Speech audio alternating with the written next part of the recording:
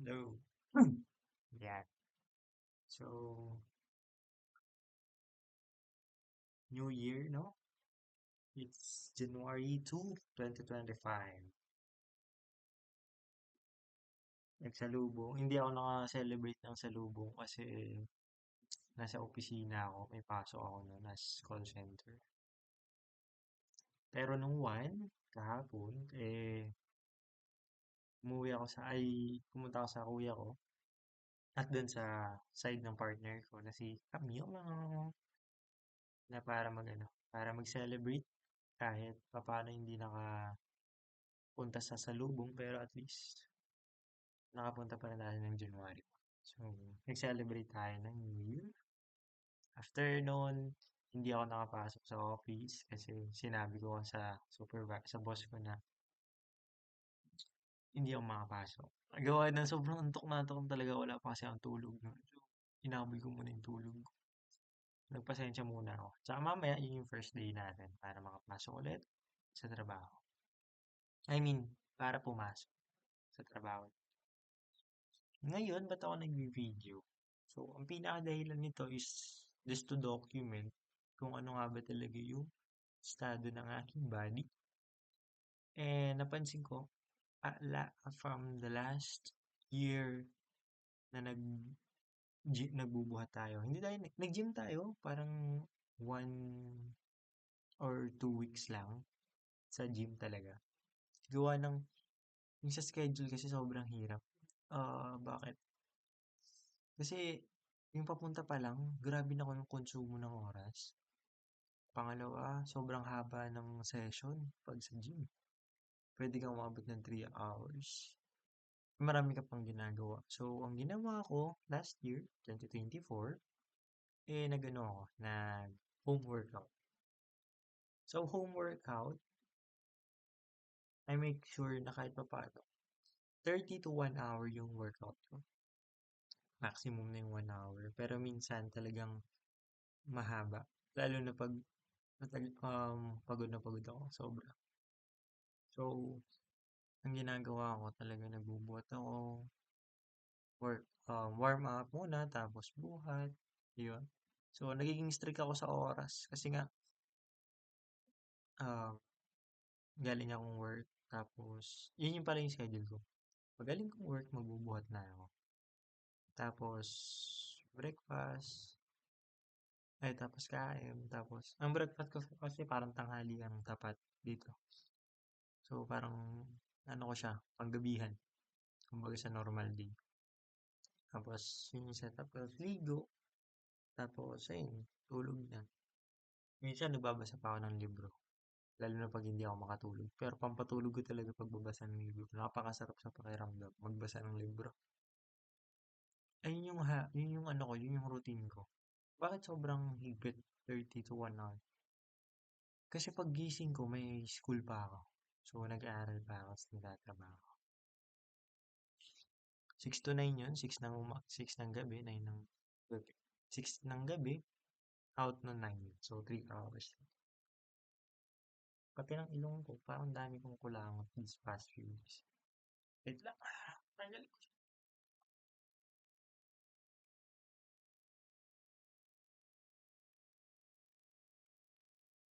So, ayun na. Ngayon, yun yung ano, so at least may context. Parang mga nakuha ko to sa biyahe. Nagano pala kami ng masyal. Tapos, ba't nga pala ako nag-video? Sabi ko nga, i-check natin yung body natin ngayon through video. Kasi, in the past year and 2024, talagang porsigido tayo magbuhat. Kahit pa paano may nakuha naman at may na-achieve tayo. Pero, again, may na-achieve tayo pero hindi pinaka, pinaka talagang goal ko. Ang pinaka goal ko is to be maganda tignan para sa akin yung body ko. So, now, yung katawan ko is very, ano siya, may form na siya. una. Pangalawa, yung pakiramdam ko, gumaan, sumarap.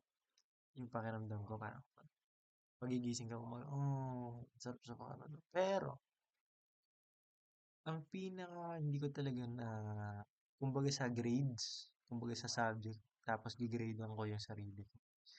Ang pinakabagsak ko, pwedeng umabot ng 60 yung grade ko sa tulog. Sa call center, hirap talaga ako makatulog. Hirap talaga ako makatulog. Hirap talaga akong kumuha ng tulog, lalo sa umaga. Kaya ang ginagawa ko, pinapagod ko yung sarili ko. Pangalawa, hindi sapat yung tulog ko. Kumbaga, quality siya minsan, okay. Pero yung haba niya, sobrang ikli talaga, promise. Minsan, tulog ako ng 1 ng hapon or 12 ng tanghali. Nagigising na ako niya, no? 5, 6, yun. Which is, hindi siya sapat para sa akin. Tapos pag gising ko, groggy na groggy ako. Feeling ko pagod na pagod ako. Alam mo. So, yun yung pinaka the best. Yun yung parang worst na ginawa ko. So, the best na ginawa ko sa sarili ko is yung buhat talaga. So, ang laki ng benefit sa akin. So, mabalik tayo sa goal. Sa ngayon, hindi ko pa na-achieve yung pinaka-body type ko. Kung meron lang ako ditong share screen, wala kasing share screen dito. Papakita ko sana yung itsura ng katawan na gusto ko. Siya, ganun kaganda. Pero I just want to make sure na good siya tignan. Kasi the more you have a body fit or healthy body, the more you've been respected.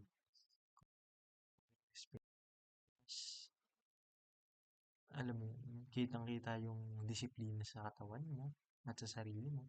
At pag sinabing, ay, ganda ng ano nito. He's consistent, alam mo, committed dun sa ginagawa. Yun yung gusto is to gain respect from others. Sa ngayon, kung titignan mo yung katawan ko, may form na siya, pero slim pa siya. Payat pa siya. May muscle siya. Pero, what I'm saying is that, hindi pa siya ganun ka, no? Parang pan-teenager pa nga rin or nasa early 20s. Which is, nasa early 20s pa naman ako. I'm 25 years old as of now. So, titignan mo, yung katawan. Ilaw.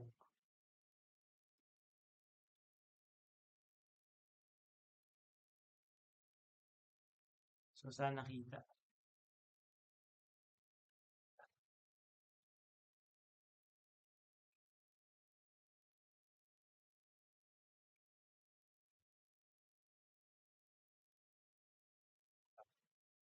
Pag naka-side view ako,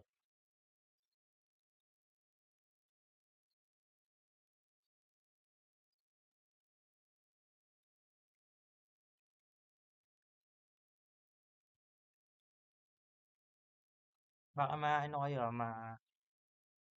tawag doon, parang, hello, ganda pa naman ba ito? Hindi. Una niyan, pwede sa ilaw lang, yung mga anino dyan. Kaya, hindi siya ganda.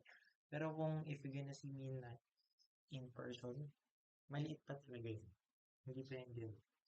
So, pinaka-goal ko ngayon 2025 is to gain muscle. Pa rin. Which is yung pa rin naman talaga yung pinaka-goal is to build muscle. I hate fats, to be honest. Parang ayoko talaga ng, kaya hirap ako mag-gain. Kasi, I consume most of my day is protein.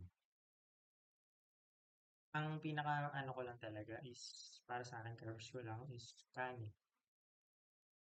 Nag-biscuit lang ako in the past few days. Siyempre, pag New Year, Pasko, meron tayong snacks. So, ayun lang yung parang ano.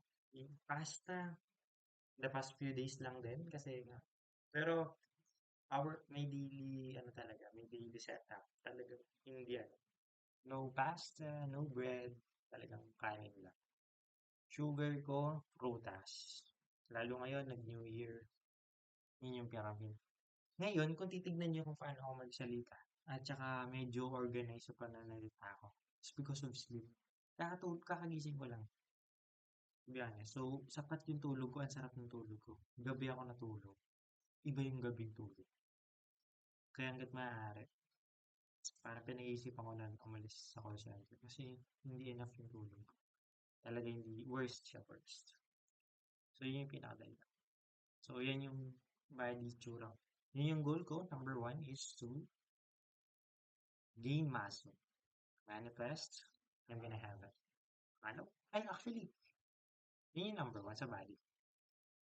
Ang pinaka-purpose bakit ko gusto, again, is to make myself healthy as much as possible. Wala nang. Ayun, no, payat pa rin yan. Diba? Liit. Parang walang ka-form-form. Lalo pag nakaganon, yun mo malalaman. Unless, if a-flex ko or, alam mo yun, parang DB lang ko. Lalaki. Yun pa lang naman yung ano. Yun pa lang naman yung ano ko, parang itsura ko talaga ngayon. So, tsaka, ewan ko, may nakikita naman ako mga bodybuilder or mga ganyan. Pero nakikita pa rin yung color mo. At tsaka, kaya gusto ko mas mag-gain ng muscle at hindi fats. Kasi yung mukha ko, malaman to. Ayun no? Lalo pag ngumingiti ako. Pag yan, nag-gain pa ng taba, puta ang itsura ko na. Which is para sa akin hindi maganda siguro. At yun yung pinaka-goal natin. Mag-gain pa rin ng muscle. Kumbaga, 2 times sa ginain ko nung last year. 2 times. Yun. Like for example, nag-gain ako ng around, ay hindi ako magaling sa mga numero ng muscle. Sabihin natin, hindi ko alam eh. Wala akong basic knowledge pagdating sa mga muscles. Like for example, nag-gain tayo kahit pa paano from 65, naging 68 kilo tayo. Ilang mas? Well, ulit, hindi ko alam. Sorry, wala akong idea pagdating sa muscles. Pero again, doble. Kasi kung ay, yun din yung mali ko, no? So, kailangan ko rin talagang alamin yung numbers ko, yung benchmark ko. Para at least, malaman ko ano yung pinaka-basic goal ko. So, dapat malaman ko yung body mass ko, yung, ano ko, yung muscle content ng katawan ko. So, yun. Yung mga terms pa nga, hirap pa ako. So, sinachambahan ko lang. Pero sana dumuble yung muscle natin. Tapos maging healthy tayo, active. Yun. Yung pinaka talaga nagpapahirap sa akin is tong trabaho. So, update ko kayo kung ano nangyari sa buhay ko. And again, I'm still with Camila. I'm so happy with her. Sobrang saya. Kasama siya. I have peace with her. Masarap magkaroon ng family. At soon, lahat ng goals, lahat matutupad, mangyayari. We're gonna admit it at with the help of God. So, sana, I don't want to speak hope. I'm gonna have it. Okay? So, maraming salamat sa panonood. This is gonna be wrap na to. Wrap, wrap! Ciao!